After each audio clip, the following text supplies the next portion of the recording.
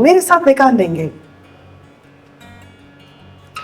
संत लूका रचित सुसमाचार उसका 22 chapter, gospel according to Saint Luke chapter number 22, 31 से लेकर 34 तक ऐसा लिखा है, शिमोन, हे शिमोन, शैतान ने तुम लोगों को मांग लिया है कि गेहूं की नाई फटके, परंतु मैंने तेरे लिए विनती की कि तेरा विश्वास जाता ना रहे, और जब तू फिरे तो अपने भाइयों को स्थिर करना। उसने उससे कहा, हे प्रभु, मैं तेरे साथ बंदी गृह जाने वरन मरने को भी तैयार हूं। उसने कहा, हे पतरस, मैं तुझसे कहता हूं कि आज मुर्ग के बांग देने से पहले 3 बार तक तू मेरा इनकार कर चुका होगा। 3 times। अब यहां पर प्रभु यीशु मसीह अपने चेलों से ये बात कह रहे हैं और खास तौर पर बात कर रहे हैं पतरस से, पर कह सबके बारे में रहे। इंग्लिश की एक ट्रांसलेशन में ऐसे लिखा है, Satan has willed against you। सिर्फ यू नहीं है, सिंगुलर नहीं है, प्लूरल है, यानी तुम लोगों को मांग लिया है। अब इस बात को ध्यान से सुनिएगा कि जब भी कोई जन ये कहता है मैं परमेश्वर का विश्वासी जन हूं, मैं प्रभु से प्यार करता हूं, मैं प्रभु के साथ चलता हूं, मैंने परमेश्वर के वचनों पर चलना ठान लिया है, याद रखें अब इस युद्ध में आप आ चुके हैं जहां पर आपकी लड़ाई आपकी नहीं रह जाती, अब 2 राज्यों के बीच की लड़ाई हो जाती है। जहां परमेश्वर की ये कोशिश रहती है कि आपको अपने राज्य के अधिकारी बनाए, शैतान की ये कोशिश रहती है कि वो आपको परमेश्वर के राज्य से छुड़ा सके। इसलिए यहां पर देखें, ऐसा नहीं है अगर आप किसी गलत फैमिली में रहते हैं ना कि जब मैं परमेश्वर के साथ रहूंगा तो शैतान मुझ पर हमला नहीं कर सकेगा, मैं परमेश्वर के साथ रहूंगा तो शैतान का मुझ पर कोई जोर नहीं चल सकेगा, मैं परमेश्वर से लिपटा रहूंगा तो शैतान मुझ पर हाथ नहीं डाल सकेगा, वो हावी नहीं हो सकेगा। ये सब मिथ है। यहां पर ये चेले प्रभु यीशु मसीह के साथ साथ चलते थे, साथ साथ रहते थे, साथ साथ खाते थे, साथ साथ सीखते थे, साथ साथ सब चिन्ह और चमत्कार करते थे, फिर भी इनको भी शैतान मांगने के लिए आ गया। क्या किसी को समझ आ रही? तो गलतफहमी में मत रहिएगा, नहीं जी मैं तो परमेश्वर का बहुत बड़ा भगत हूं, मुझ पे हाथ नहीं डाला जा सकता। जी नहीं, वचन बताता है, जब आप रेवलेशन मुकाशफा की किताब उसका चैप्टर नंबर 12 पढ़ते हैं, 10वीं आयत में लिखा है कि परमेश्वर की महिमा होगी। तो शैतान जो हर समय भाइयों को के ऊपर दोष लगाता है, गिरा दिया जाएगा। उसका तो काम ही हर समय परमेश्वर के लोगों पर दोष लगाना है, और वो रुकता नहीं है। अगर आपको ये लग रहा है कि अच्छा अब थोड़ा सा सांस लेकर वेट करेगा, वो वेट नहीं करेगा, उसका काम ही ये है, दोष लगाओ, दोष लगाओ, दोष लगाओ, दोष लगाओ। और जब आप जकरिया की किताब पढ़ते हैं, उसमें भी ये बात कही गई है। जकरिया 3:1, वहां पर यहोशू के बारे में बात की गई है, प्रॉफिट के बारे में बात की गई है। वहां पर भी शैतान क्या कर रहा है, उसके बारे में प्रभु के सामने दोष लगा रहा है, पर परमेश्वर क्या करते हैं, उसके मैले कपड़ों को उतार कर उसको नए कपड़ों के साथ सुसज्जित कर देते हैं। सो यहां पर पतरस को प्रभु कह रहे हैं कि शिमोन, शिमोन, शैतान ने तुम्हारे बारे में लालसा की है, वो तुम्हें ले लेना चाहता है, और क्या करना चाहता है, गेहूं की तरह पटकना चाहता है। आपको पता है गेहूं की तरह पटकने का प्रोसेस क्या होता है?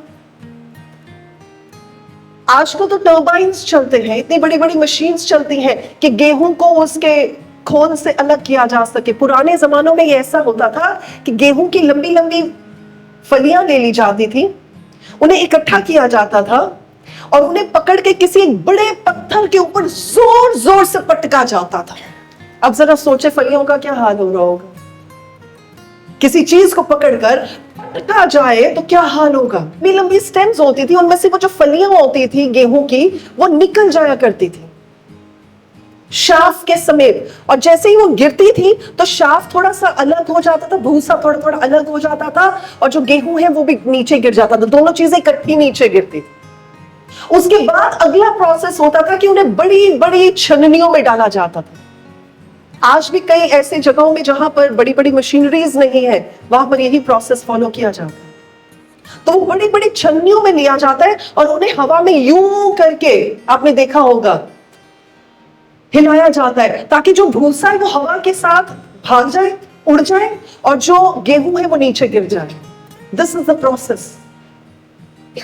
And let me tell you, ये बहुत पेनफुल प्रोसेस होता है।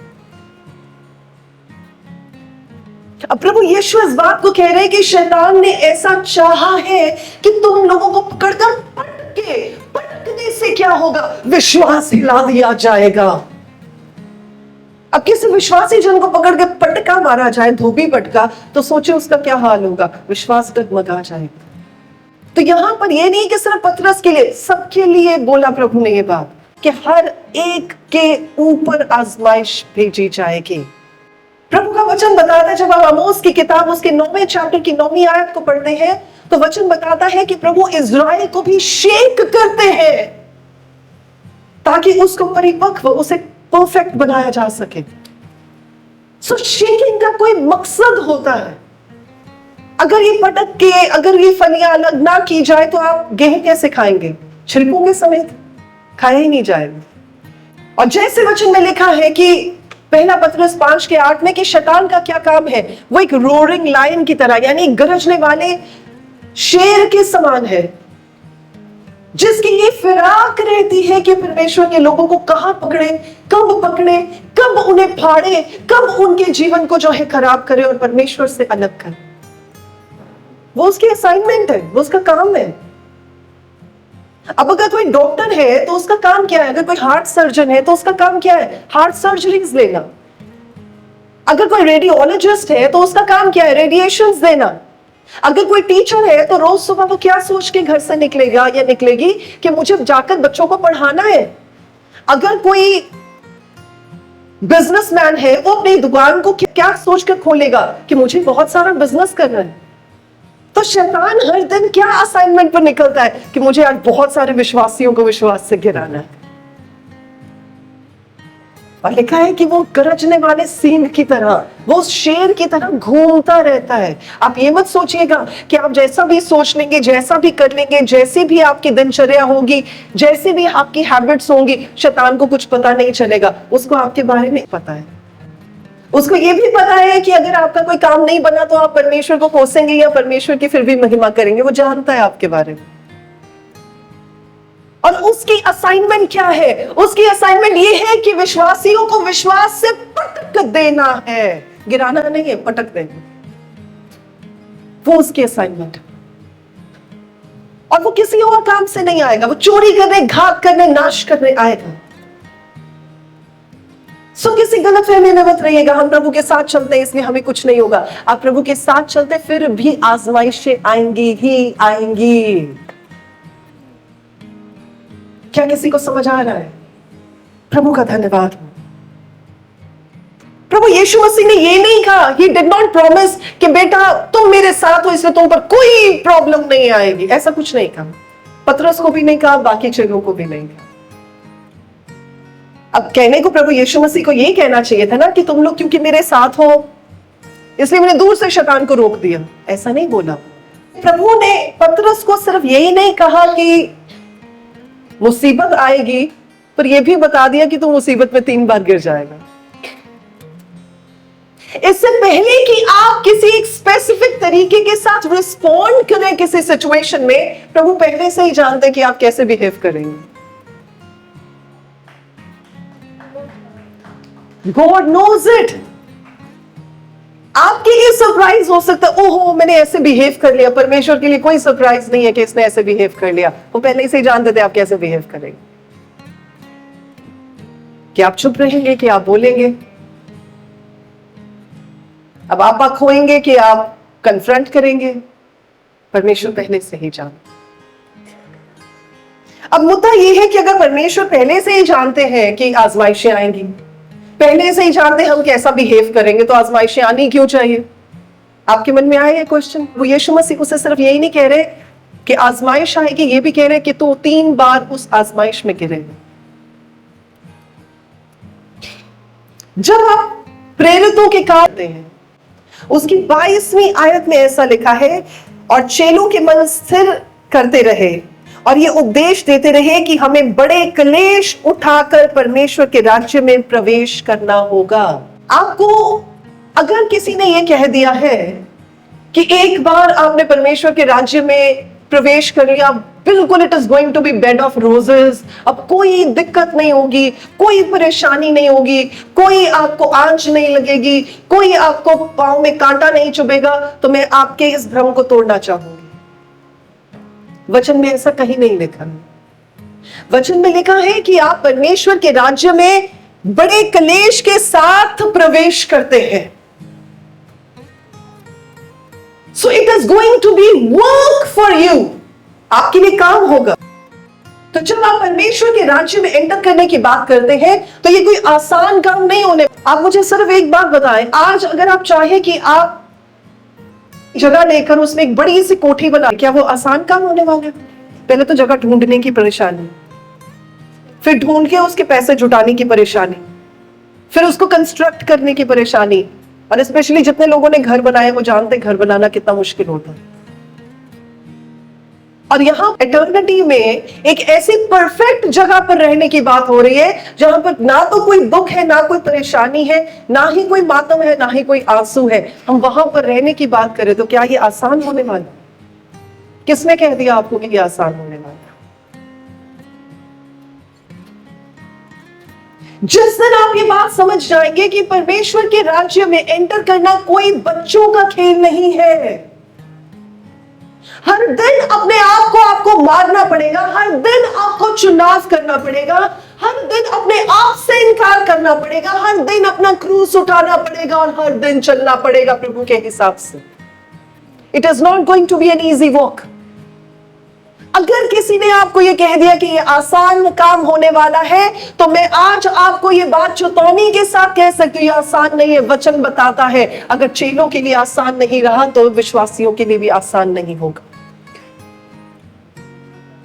पर सबसे बड़ी तसल्ली हमारे पास यह है कि हमारे पास परमेश्वर है और हमारे साथ प्रभु होकर चलते, हम अकेले नहीं चलते।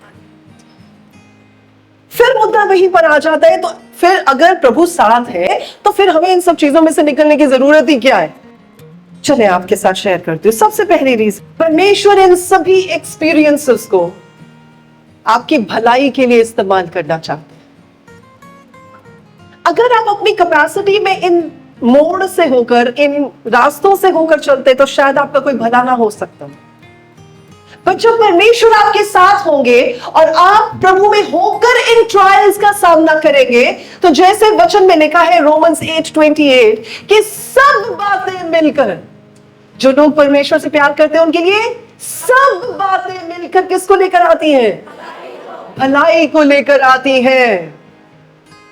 सबसे पहला बेनिफिट ये होता है कि आपको पता चल जाता है कि आप अकेले नहीं हैं, परमेश्वर आपके साथ है। कैसे पता चल जाता है? यानी कि दुख में से भी, मुसीबत में से भी, परेशानी में से भी, आंसुओं में से भी, सब बातों में जहां विरोधी को ये लग रहा होता है कि आपका नुकसान हो रहा है, परमेश्वर उसमें से भी आपकी भलाई निकाल देते हैं।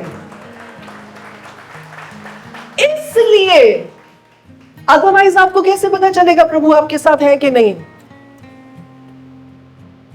अब कोई भी दो दोस्त, बहुत बहुत क्लोज दोस्त हो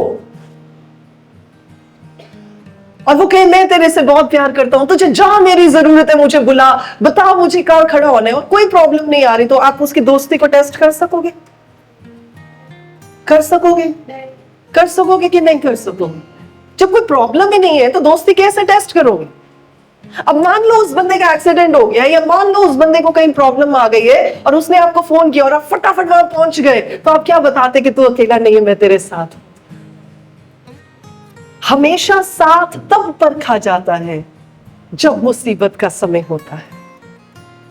प्रभु कहते तो रहते मैं तेरे साथ हूं, मैं तेरे साथ हूं, मैं तेरे साथ हूं, दिखाई तो देते नहीं। दिखाई तब देंगे जब आप मुसीबत में से होकर जा रहे होंगे, जब आप पार कर जाएंगे। आप देखेंगे ये मुसीबत ने मुझे मार नहीं दिया, इस मुसीबत ने मुझे डुबो नहीं दिया, इस मुसीबत ने मुझे झुलसा नहीं दिया, इसका मतलब निसंदेह परमेश्वर मेरे साथ है। मूसा को कैसे पता चला कि परमेश्वर उसके साथ है? क्योंकि मूसा से परमेश्वर बातें करते थे। इस्राएलियों को कैसे पता चला परमेश्वर उनके साथ है? जब परमेश्वर ने लाल समंदर को, जब आगे लाल समंदर, पीछे फिरौन की सेना और बीच में कुछ भी ना था, वहां से जब रास्ता बनाया तो परमेश्वर ने यह बात दिखाई कि निसंदेह मैं तेरे साथ हूं। My dear friends, it is only in times of trouble that you come to know that God is with you. बिना troubles के आपको पता नहीं चलेगा परमेश्वर आपके साथ है। यहां पर परमेश्वर उस आने वाली इंपेंडिंग प्रॉब्लम को पहले ही रोक सकते थे, पर प्रभु यीशु ने रोका नहीं। प्रभु यीशु ने कहा लेट इट कम। व्हाई? क्योंकि जब वो प्रॉब्लम आएगी तब लोग जानने पाएंगे कि हम अकेले नहीं हैं। अगर हम इसमें भी स्थिर रहे, इसका मतलब परमेश्वर हमारे साथ है। क्या मैं किसी से बात कर रही हूं? जिससे बात कर रही हूं वो बोलेंगे हालेलुया। कौन सा ऐसा तूफान है, कौन सा ऐसा तूफान है जो परमेश्वर के लोगों को रोक सके? जब आप किसी पर पूरी तरह से विश्वास करते हैं ना, आप ये विश्वास करते हैं कि चाहे कुछ भी हो जाए, ये बंदा मेरे साथ खड़ा है। अगर आप बंदों पे विश्वास कर सकते हैं, आप परमेश्वर पे कितना विश्वास कर सकते हैं? क्या मैं किसी से बात कर रही हूं? इसलिए सबसे पहली चीज याद रखें, मुश्किलें मुसीबतें इसलिए आएंगी, कठिनाइयों में से इसलिए निकलना पड़ेगा ताकि परमेश्वर उन चीजों को आपके लिए जब भलाई में बदले तो प्रभु अपने होने की, अपनी उपस्थिति का प्रमाण आपको दे सके। हालेलुया। दूसरी चीज, जब आप आग के दायरे में से, आग के घेरे में से, आग की भट्टी में से होकर निकलते हैं तो आपका कैरेक्टर फॉर्म होता है, आपका चरित्र बनाया जाता है। सोना अपने आप में एक बहुत ही बहुमूल्य मेटल है। अगर सोना इतना महंगा है तो आपको क्या लगता है कि इसके ऊपर भी कुछ हो सकता है? जी बिल्कुल। जब सोने को तपाया जाता है, और भी तपाया जाता है, और डिग्री सेल्सियस में, और हीट में, और लाया जाता है, तो वो तप के सारी इंप्योरिटीज को निकाल देता है और उसमें से जो सबसे बेस्ट प्रोडक्ट है, जो कुंदन है, वो उभर कर निकलता है, जो उससे भी महंगा होता है। वैसे ही एक विश्वासी जन जब आग की भट्टी में से निकलता है, ट्रायल्स में से निकलता है, वो जब तपाया जाता है तो उसका कैरेक्टर, उसका चरित्र फॉर्म होता है, उसमें पेशेंस आती है, उसमें धीरज आती है और वो प्रभु यीशु की तरह बनाया चला जाता है। इसलिए हमें निकलना पड़ता है। इसलिए हर एक विश्वासी जन को आग की भट्टी में से निकलना पड़ता है ताकि वो तपाकर सोना बनाया जा सके और सोने का कुंदन बनाया जा सके। But you know the best thing that happens, refinement का काम चल रहा होता है। कोई सुनार सोने या चांदी को रिफाइन कर रहा होता है आग में, उसकी नजर इधर उधर नहीं जाती है। क्राफ्ट ज्यादा थे जो ज्वेलरी को बनाते हैं, और मुझे याद है कि वो अपने दुकानों में आग सी लेकर बैठे रहते थे। आग के ऊपर कुछ रखा होता था सोने का और उसको फूंके मारते रहते थे और आग और तेज करते रहते थे और कुछ उसमें करते रहते थे। तब हम बच्चे थे, हमें समझ नहीं आती थी ये क्या कर रहे हैं। पर मान लीजिए जाते जाते हम कभी ऐसे भी कहते थे ना नमस्ते अंकल, वो जवाब ही नहीं देते थे। तो हमें कई बार बड़ा अजीब लगता था बचपन में कि हमने अंकल को बुलाया, अंकल ने जवाब नहीं दिया। बाद में जब हम अपना काम खत्म कर चुके होते थे तो उनसे जब बात होनी है, कुछ सामान लेने जाना, और हमने कहना अंकल आपने जवाब नहीं दिया हमारी नमस्ते का, तो उन्होंने बताना बेटा जब ये सोने को, जब ये चांदी को मैं रिफाइन कर रहा होता हूं, उस समय मेरी नजर सिर्फ इस पर होनी चाहिए ताकि मैं जान सकूं कि इसको इसकी बर्दाश्त की लिमिट से बाहर आग की आंच ना दी जाए। याद रखिए परमेश्वर का वचन कहता है जब हम तपाए जाते हैं, जब हम चांदी की तरह रिफाइन किए जाते हैं, परमेश्वर की हम पर खास नजर होती है ताकि जितनी हमारी बर्दाश्त की लिमिट है उससे बढ़कर हमें परमेश्वर आजमाइशों में ना ला सके। इसलिए जब आप आजमाइशों में से निकलते हैं, इंप्योरिटीज निकल रही होती हैं, पहली बार आप इंसानी जो फितरत है उसके हिसाब से बिहेव करेंगे। अगर उस सिचुएशन में होंगे, मान लीजिए आप गाड़ी चला रहे हैं, आप नए नए विश्वासी बने, आपकी गाड़ी के आगे आके किसी ने ब्रेक लगा दी और आपकी गाड़ी बचते बचते बची, सबसे पहले आपके मुंह से गालियां निकलेंगी क्योंकि आप नए नए विश्वासी हैं। अभी प्रभु के वचन का, अभी प्रभु के आत्मा का आपके जीवन में काम होना शुरू नहीं हुआ। धीरे धीरे जब आप घर पहुंचेंगे, आपके मन में बात आएगी, यार मुझे गालियां नहीं निकालनी चाहिए थी, अब तो मैं प्रभु को ऊपर विश्वास करता हूं। अगली बार कोई बंदा आके आपकी गाड़ी के आगे ब्रेक लगाएगा ना, अब आप गाली नहीं निकालोगे, आप बोलोगे कैसा बेवकूफ है। फिर आप घर आएंगे, फिर आप अपने मन को समझाएंगे, नहीं नहीं नहीं, मुझे ये भी कहना नहीं बनता था। तीसरी बार अगर वही आजमाइश आपके सामने आएगी और कोई बंदा ब्रेक लगा देगा, अब आपके मुंह से कुछ गलत नहीं निकलेगा, आपके मुंह से निकलेगा घर से लड़के आया होगा, कोई बात नहीं, जाने दो। समझ रहे हैं आप? लेकिन अगर आपका एक बार भी गाली, दूसरी बार भी गाली, तीसरी बार भी गाली, यानी आप बदले नहीं, तो तब तक ये सब क्रिया होती रहेगी, तब तक ये प्रोसेस चलता रहेगा, जब तक आप गाली के बदले आशीष देनी ना शुरू कर दें। जिस दिन आपके मुंह से गाली के बदले आशीष निकलनी शुरू होगी, आपकी ये आजमाइश वहीं रुक जाएगी। क्या मैं किसी से बात कर रही हूं? आजमाइशें तब तक आएंगी जब तक आपका कैरेक्टर फॉर्म नहीं हो जाएगा जैसा परमेश्वर को चाहिए आप में। जिस दिन वो कैरेक्टर, जिस दिन वो नेचर फॉर्म हो जाएगी, वो आजमाइश आनी बंद हो जाएगी।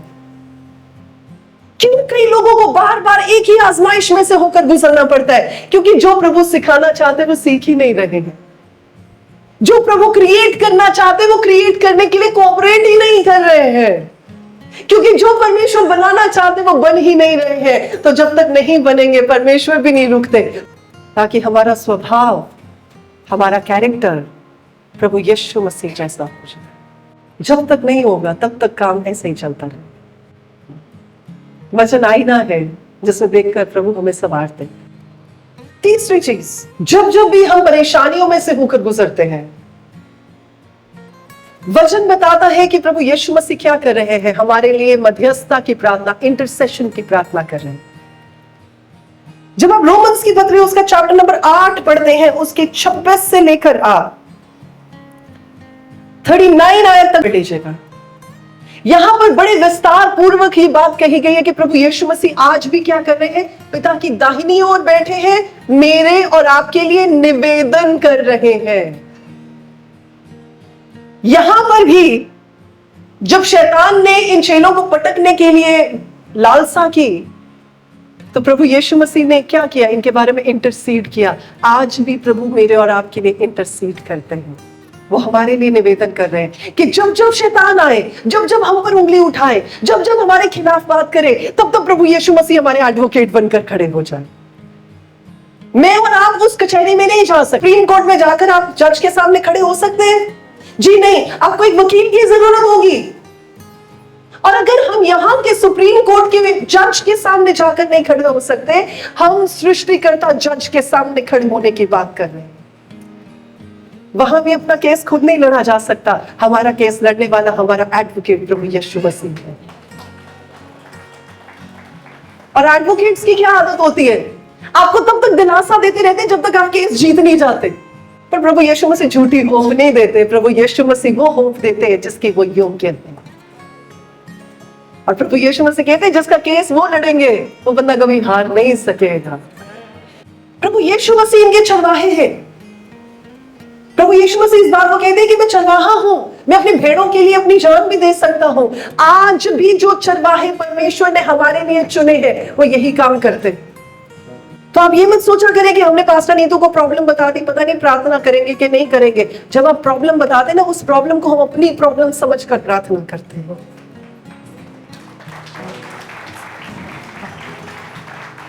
और एक बार और आपको बता दो, जिन लोगों को आदत होती है ना इस कलीसिया में, उस कलीसिया में, आज यहाँ, कल वहां, परसों वहां, चौथे वहां, आप समझ ले इस बात को, अगर आप एक कलीसिया का हिस्सा नहीं होते हैं ना, तो आप किसी की जिम्मेदारी नहीं होते हैं। तो जो लोग एक कलीसिया के साथ जुड़े होते, वचन बताते हैं परमेश्वर मन के अनुसार हमें अगुवे देते हैं। इसलिए जब हम एक कलीसिया का हिस्सा होते हैं, उस पास्टर की, उस पासवान की जिम्मेदारी होते हैं आप कि आपके लिए इंटरसेशन करे, रात रात भर जाग के आपके लिए प्रार्थनाएं करे। तभी जब आप इस कलीसिया में आते हैं, आप पूछ लीजिएगा किसी भी बंदे से, और मैं परमेश्वर के भय में होकर दीनता के साथ इस बात को कह रही हूं। जब इस कलीसिया में कोई आता है, मैं हमेशा ये बात कहती हूँ, अगर आप इस कलीसिया का हिस्सा बन गए, अब आप तरक्की ही देखेंगे प्रभु यीशु के नाम। और तरक्की इसलिए नहीं देखेंगे क्योंकि किसी इंसान की वजह से आपको तरक्की मिलेगी। तरक्की आप इसलिए देखेंगे क्योंकि हम दिन रात आपके लिए प्रार्थनाएं करते हैं और हमें अपने परमेश्वर पर भरोसा है कि प्रभु हमारी प्रार्थनाओं को सुनते हैं। हमारा मान हम पर नहीं है, हमारा मान हमारे परमेश्वर पर है जो हमारी प्रार्थनाओं को सुनते हैं। देखिए, intercession is a very important part. और जब आपका अगुआ आपके लिए मध्यस्थता की प्रार्थना करता है, जब आपका अगुआ आपके लिए रो रो कर दुहाइयां देता है कि जब आपकी ब्रेक थ्रूज आ रही, आप भी जानते हैं कि ये ब्रेक थ्रूज क्यों आई। कई ऐसी फैमिलीज है जो हताश हो जाती है, कई ऐसी फैमिलीज है जो विश्वास में गिर जाती है। गिरना कोई बहुत बड़ी बात नहीं है, इट्स ओके। लिखा है धर्मी जन 7 बार गिर भी क्यों ना जाए, परमेश्वर फिर उसे उठाकर खड़ा कर देते। गिरना कोई बहुत बड़ी बात नहीं है। जब आप बॉक्सिंग रिंग में होते हैं, जब आप एरिना में होते हैं, बहुत सारे मुक्के आप मारते हैं, बहुत सारे मुक्के आप खाते भी हैं। तो ये नहीं आप कह सकते मैं इतना स्ट्रॉन्ग हूं, मारी जो कोई गाने में खड़ा है इतना ही। ऐसे नहीं होता, गिरेंगे भी तो सही। गिरने में कोई प्रॉब्लम नहीं है, पर गिरे रहने में प्रॉब्लम है। और सबसे बेहतर बात वो होती है जब आपको कोई आकर हाथ बढ़ाकर खड़ा कर दे और आप खड़े हो जाए और आप बोले मैं लड़ने के लिए फिर तैयार। ये काम है ये करते हैं। इसलिए जब आप परमेश्वर के राज्य में बनते हैं ना, वफादारी के साथ बने। जब कलीसिया में बनते हैं, वफादारी के साथ बने। फोर्थ जो एरिया है, क्यों प्रभु हमें मुसीबतों में से निकलने देते हैं, आप ये देखिए। जब ऊपर आप यहां पर पढ़ रहे हैं तो लिखा है प्रभु यीशु मसीह ने पतरस को कहा कि शमौन है शमौन, देख शैतान ने तुम लोगों को मुझसे मांग लिया है कि गेहूं की नाई फटके, परंतु मैंने तेरे लिए विनती की है। क्या किया है? विनती बड़ा हल्का सा शब्द है। इंटरसेशन होता है कि जैसे वो रस्साकशी का खेल नहीं होता, उधरों खींच तब तक खींचते रहे जब तक जीत नहीं जाते। तो बेसिकली शैतान के पंजुम में से उसके जोज में से खींच कर वापस लाना, उसको इंटरसेशन कहते हैं। इंटरसेशन ये नहीं होती प्रभु जी कर देना, ये नहीं होती इंटरसेशन। इंटरसेशन होती है प्रभु मैं घुटनों पर हो, प्रभु मेरे आंसू आपके सामने मायने रखे, परमेश्वर मेरी दुहाई आप तक पहुंचे कि प्रभु मैं इस इंसान के लिए आपके सामने विनती और गुहार लगा रहा हूं। ये होती है इंटरसेशन। आपको एक छोटी सी कहानी सुनाना चाहूंगी। एक बार एक बच्चा एक लेक में स्विमिंग कर रहा होता है और दूर से लोग बड़ा चिल्ला रहे होते भागो भागो भागो, और वो बच्चे को समझ में नहीं आता क्यों भागो भागो कर रहे हैं। क्योंकि वो फ्रेश वाटर लेक होती है तो कहीं से एक क्रोकोडाइल उस जगह पर आ जाता है, मगरमच्छ आ जाता है और वो बच्चे के पास तेजी से स्विम कर रहा होता है। बच्चे को तो नहीं पता होता। उस बच्चे के फादर पास ही में एक जगह पर लकड़ियां काट रहे होते हैं। उन्हें शोर सुनाई देता है कि मेरा बच्चा भी तो पानी में स्विमिंग करने के लिए गया, ये शोर काहे का मच रहा है।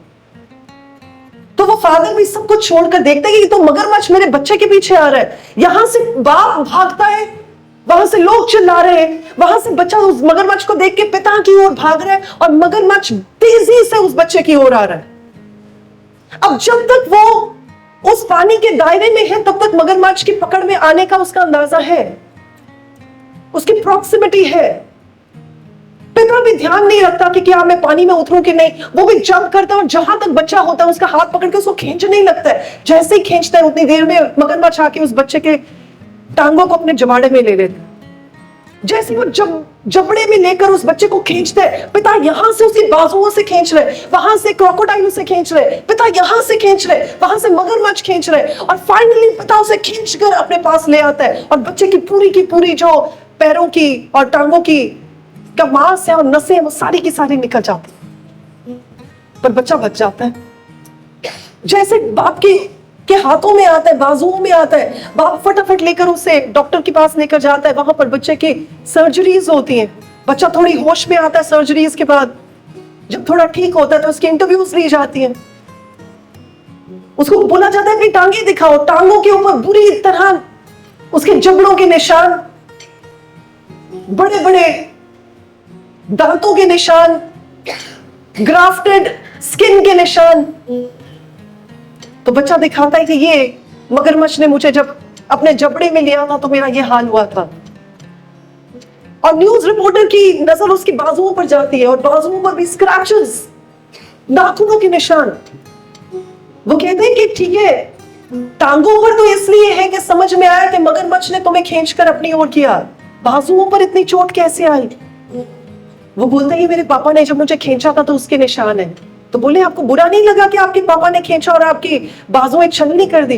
वो कहता नहीं, कहता ये जो टांगों पर निशान है वो मुझे बताते हैं कि विरोधी मेरे विरोध में उठा, लेकिन ये जो बाजुओं के निशान है ये बताते हैं कि मेरे पिता ने हार नहीं मानी और मुझे उसके जबड़ों से भी बाहर निकाल लिया। कई बार आप नहीं समझ सकेंगे कि जिस विपदा में से परमेश्वर ने आपको बाहर निकाला उसमें प्रभु ने जाने ही क्यों दिया।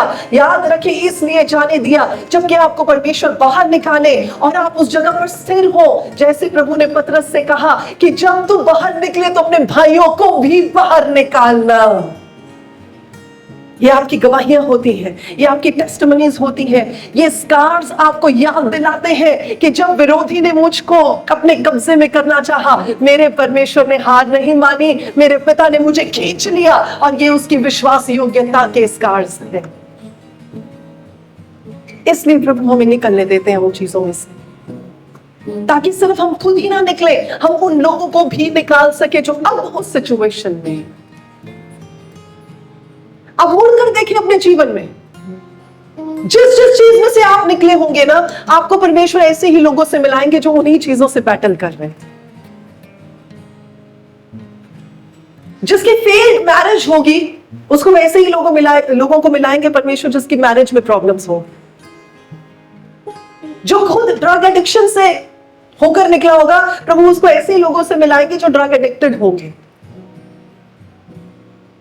जो जिसकी टेस्टिमनी होगी, गवाही, जिसकी जो गवाही है, ये इस बात को दिखाएगी कि परमेश्वर ने आपको कहां से उठाया है। अब आपका काम है किसी और को वहां से उठाना। इसलिए निकलते हैं जी आप उन ट्रायल्स में से। जब तक आप चखेंगे नहीं, जब तक आप एक्सपीरियंस नहीं करेंगे, जब तक आपकी गवाही नहीं होगी, आप दूसरों को कैसे उठाएंगे? क्या किसी को समझ आ रही है? समझ आ रही तो हाथों को हिला दे। प्रभु का धन्यवाद हो। यह है चौथी चीज। और पांचवी चीज, पतरस के प्रभु यीशु मसीह का इनकार करने से पहले प्रभु यीशु मसीह का 3 बार इनकार किया। एक बार नहीं कहा नहीं जी मैं नहीं जानता, दूसरी बार भी कह दिया ना ना जी ना, तीसरी बार तो कहता बिल्कुल ही नहीं जानता। जब तक पतरस गिरा नहीं था तब तक वो ओवर कॉन्फिडेंट था। वो प्रभु को कहते मैं तो आपके साथ जेल को भी जाने को तैयार हूं। जेल क्या बात है, मैं तो मरने को भी तैयार। बातें करनी बड़ी आसान होती है। आपके भी दोस्तों रिश्तेदारों ने बड़ी बड़ी बातें की होंगी, ओ तू घबरा ना, तेरे नाल और डर ना, तेरे नाल। और जब बुलाया होगा पहुंचे नहीं होंगे, फोन कॉल ही नहीं अटेंड की होगी। बड़ा ओवर कॉन्फिडेंट था क्योंकि उसको अपने पर भरोसा था। पर जब वो गिर गया तो अब उसको अपने पे भरोसा खत्म हो गया, अब उसका भरोसा प्रभु पर हो गया। कई बार इसलिए ट्रायल्स में से निकलना पड़ता है ताकि जो हमारा हम पर भरोसा है कि कोई नहीं, वो ये तो कोई टेंशन नहीं, वो कर लांगे, कोई खड़ा होवे कि ना खड़ा होवे, आप पे ही मैनेज कर लांगे, वो भरोसा परमेश्वर तोड़ देते हैं, हिला देते हैं एक बार वो। और आपको एक चीज और बताऊं, जिस चीज पर आपको घमंड होगा, मैं दोहराऊंगी इस बात को, जिस चीज पर आपको घमंड होगा उसी चीज में आप गिरेंगे। जिसको सेहत का घमंड होगा वो सेहत पर गिरेगा, जिसको अपने कैरेक्टर पर घमंड होगा वो कैरेक्टर पर गिरेगा, जिसको अपने प्यार पे घमंड होगा वो प्यार में गिरेगा, जिसको रिलेशनशिप पे घमंड होगा वो रिलेशनशिप में गिरेगा, जिसको जिस चीज पर घमंड होगा उसी में वो गिरेगा आजमाइश के समय। इसीलिए वचन में लिखा है घमंड किसी चीज पे ना करें, परमेश्वर पर करें। क्योंकि जब आप परमेश्वर पर घमंड करेंगे ना, ये एक ऐसा घमंड है जो तोड़ा नहीं जाएगा, जो बढ़ाया जाएगा। आपको समझ नहीं आए? घमंड करना है ना तो परमेश्वर पर करें। घमंड करना है तो इस बात पर करें मैं परमेश्वर को जानता हूं और परमेश्वर मुझे जानता है। घमंड इस बात पर करें मैं परमेश्वर से प्यार करता हूँ और प्रभु मुझसे प्यार करते हैं। अगर घमंड करना है तो इस बात पर करें। यही एक घमंड है जो मल्टीप्लाई होगा, जो आपको गिराएगा नहीं। आजमाइश के समय पतरस 3 बार गिराया गया क्योंकि वो अपने ऊपर भरोसा रखता था। इसलिए आजमाइश आती है जब आपको अपने पे भरोसा होता है। क्या ये वचन हमसे बात कर रहा है? जिन जिन से बात कर रहा है वो बोले कि प्रभु आपका धन्यवाद हो। छठी चीज, आपका विश्वास कितना मजबूत है वो मुसीबत के समय पर रखा जाएगा और मुसीबत के समय सामने आएगा। तो बंदा जितना मर्जी कही जाए मैं कितना विश्वास करता हूँ, कितना विश्वास करता हूँ, कितना विश्वास करता हूँ, चिंता ना करें। जब हिलाए जाएंगे ना सामने आ जाएगा कितना विश्वास करें। इसलिए हिलाए जाते हैं ताकि पता चल जाए कि एक्चुअली खड़े का है। असलियत सामने आ जाती है, रियलिटी चेक हो जाता है। और सातवीं और अंतिम चीज, जब हम मुसीबत के समय में से होकर गुजरते हैं, परमेश्वर अपनी प्रोटेक्शन हम पर ऐसी मजबूत कर देते हैं कि हमें शैतान डिस्ट्रॉय ना कर सके। तभी वचन में लिखा है कि धर्मी जन के चारों ओर परमेश्वर उसकी ढाल है। सो जिस समय आप आजमाइश में से निकल रहे होंगे उस समय परमेश्वर की खास नजर भी आप पर होगी और खास प्रोटेक्शन भी आपके ऊपर कि आपको डिस्ट्रॉय ना कर दिया जाए, आपको खत्म ना कर दिया जाए। क्योंकि वचन बताता है फिलिपियों 1:6 में कि जिसने तुम में भला काम शुरू किया है वो प्रभु यीशु मसीह के आने तक उसे पूरा करेंगे। क्योंकि हमारा फेथ का आरंभ और उसकी फिनिश प्रभु यीशु मसीह ही है। हमारा फेथ शुरू भी प्रभु यीशु मसीह से होता है, हमारा फेथ खत्म भी वही होता है। हमारे फेथ को शुरू करने वाला भी प्रभु है और हमारे फेथ को कंप्लीट करने वाला भी प्रभु है। और विश्वासी जन जो वाकई ही परमेश्वर के साथ लिपटा हुआ है वो आजमाइशों में से तो निकलेगा पर खत्म नहीं किया जा सकता। वो टेस्टमनी के साथ खड़ा होगा प्रभु यीशु के नाम। आमीन। जितने लोगों को ये वचन समझ में आया वो जोरदार तालियों के साथ परमेश्वर का धन्यवाद देंगे। आइए अपने सरों को झुकाएं, अपनी आंखों को बंद करें और आज के इस वचन के हिसाब से प्रार्थना करें। जिंदा जलानी परमेश्वर आपका धन्यवाद देते हैं। वाकई में मेरे खुदा आपने इस बात को हम पर जाहिर किया कि हम क्यों हिलाए जाते हैं, हम क्यों भटके जाते हैं, क्यों विश्वास की परख होती है और क्यों प्रभु हमें उस परीक्षा में से होकर गुजरना पड़ता है। प्रभु हम आपका धन्यवाद देते हैं कि आज हम में से जितने लोग इन पॉइंट्स में से किसी भी एक पॉइंट पर अनजान थे, आपके वचन ने प्रभु हमारी आंखों को खोला है, हमें एक नई तसल्ली के साथ भरा है, हमें एक नया हियाब दिया है और आपके होने का एक नया एहसास दिया है। आपका धन्यवाद देते हैं यीशुआ कि आप समय समय पर अपने वचन के साथ हमें उभारते और उठाते हैं, हमें गिरने नहीं देते, हमें खत्म नहीं होने देते हैं। पवित्र आत्मा प्रभु हमारे मनों से बात करने के लिए आज आपका धन्यवाद देते हैं। और मेरी प्रार्थना है यदि हम में से कोई भी जन तकलीफों में से, परेशानियों में से और ट्रायल्स में से होकर गुजर रहा है तो प्रभु इन वचनों के मुताबिक आज आप हमें ऐसा तैयार कर दे कि प्रभु हम आग में से तो निकले लेकिन आग हमें जलाने ना पा सके। प्रभु आप हमें ऐसा तैयार कर दे कि जैसे शद्रक मेशक और अबेदनेगो इस बात को कह रहे थे कि चाहे हमारा परमेश्वर हमें बचाए या ना बचाए फिर भी हम राजा के सामने नहीं झुकेंगे। प्रभु वो जो हियाब उनके पास था हम उस हियाब को आज हमारे लिए भी मांगते हैं। आपका धन्यवाद देते मेरे राजा। मेरी प्रार्थना है कि आप जिस जिसको जरूरत है उनकी ओर अपने हाथ को बढ़ाकर उन्हें मजबूत करें, उन्हें तैयार करें, उन्हें रिफाइन करें, उनके लिए भलाई उत्पन्न करें और उन्हें प्रभु जयवंत से भी बढ़कर खड़ा करें इन सिचुएशंस में, ताकि प्रभु ये औरों को भी उन सिचुएशंस में से निकाल कर आपकी महिमा का पात्र बना सके। धन्यवाद के साथ सारी महिमा आपके नाम को देने हुए प्रभु यीशु मसीह नासरी के नाम से इस प्रार्थना को मांगते और प्रभु के सब जन कहते हैं आमीन।